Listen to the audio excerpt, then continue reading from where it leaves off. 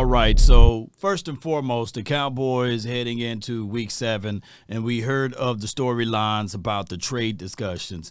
I believe that the Cowboys will stay put. They will not make any moves or make any trades. However, there are multiple sources out there saying that the Cowboys may bring in a Zach Ertz, may call for X, Y, and Z players, but we normally know that the Cowboys stay put. Now, granted, we like to put out these ideals. Now, shout out to my guys blogging the boys. They have the Dallas Cowboy trade discussions, how 4 candidates performed in week 7. Of course, when you look back at everything, we all like Jalen Johnson coming out of college or what have you, and he got drafted by the Chicago Bears. But the first order of topic is the New England Patriots, Kendrick Bourne.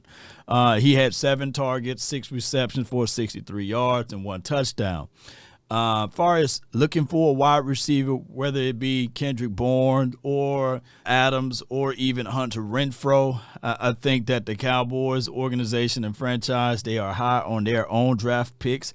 We all heard the slogan, "We like our guys." So I don't foresee the Cowboys moving on from the likes of a Jalen Tolbert or even admitting that, hey, you know, that there are something going on with Michael Gallup. Now, Michael Gallup could very much so this weekend perform and everybody forget about those things. Nevertheless, if we look at the tendencies of the Cowboys, they normally do not trade or make any moves unless it's fire, hell, and brimstone happening. So, hate to bust people bubble, I don't think that Kendrick Bourne would be a guy that the Cowboys will pick up. And, of course, Hunter Renfro. We all like what he can do.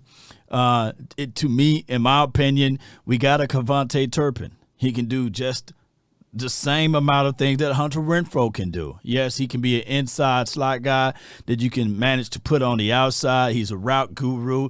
I like his route running capabilities, but I just don't see the Cowboys trading away anything for Hunter Renfro. At Sunday, at his stat line for your mind, 3 targets, 2 receptions for 14 yards. And, of course, the Raiders got another wide receiver that we would love to see. Devontae Adams. Everybody, mama, uncle, cousin know that, you know, he will be a star-studded player that can really change the trajectory of the Dallas Cowboys. He is a guy that we know for sure that can pull the ball out of the sky. He can run every route in the tree. He had 11 targets, 7 receptions for 57 yards. And, you know, it's one of those things whereas we can look back at him and we can say, yeah, Mike McCarthy knows him.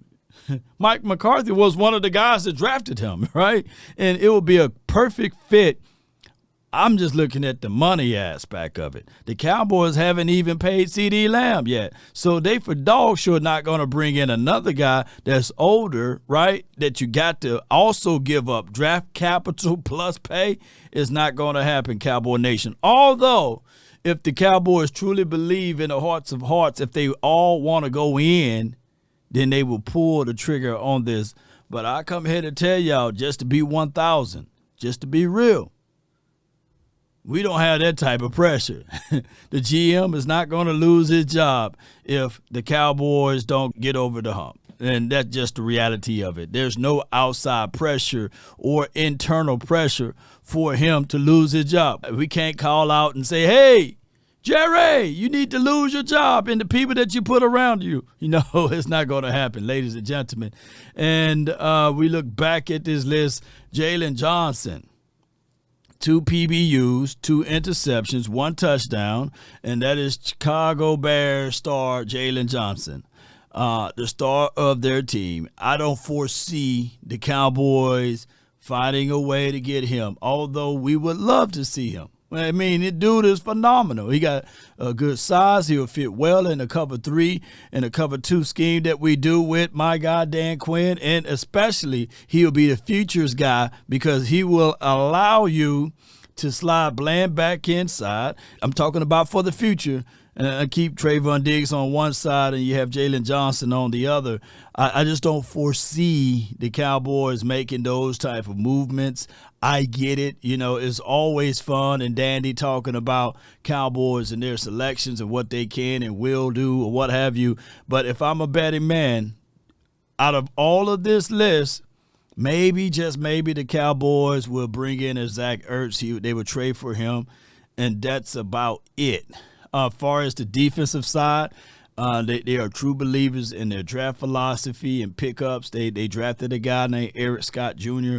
If it goes down to that point, that they would put him out there if injuries happens. And on top of that, if not, the next man up would be Nashawn Wright. So that's how the Cowboys operate.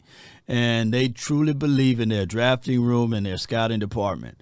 Outside of that, Cowboy Nation, we're heading into week 7. It appears right now the two best team in the National Football League, the Kansas City Chiefs on the AFC. In the NFC right now, regardless of how we look at it, it's the Eagles.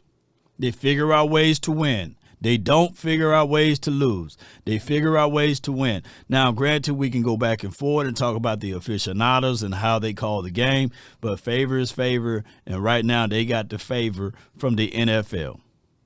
They got the look of the NFL of what they want to see out there. From an entertainment perspective, exactly what the Kansas City Chiefs are doing. Perspective. Like if you think about it, if you really think about it, you know, they like the Taylor Swift story.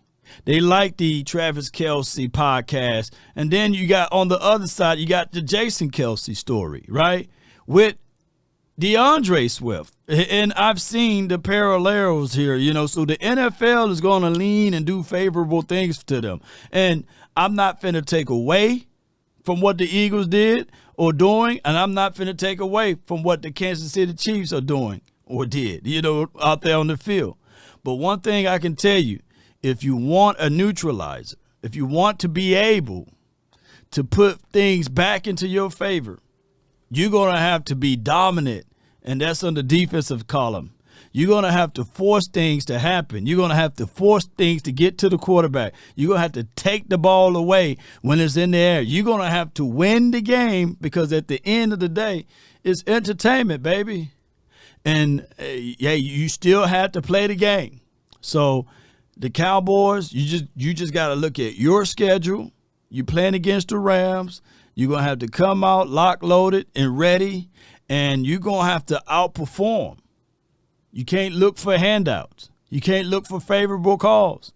Right now, we are the villains, because if it was any type of other organization with the quarterback leading on turnovers, especially interceptions, that what people be talking about, even if you were winning, right?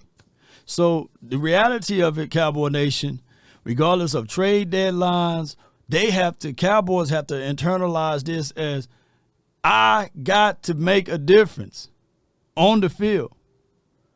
These players now looking will not save you, because 9 times out of 10, the Jones family do not trade midseason unless it's fire and brimstone. That's been my time. I really thank you all for yours. And remember, you're listening to nothing but the best. Go Cowboys. Let's go.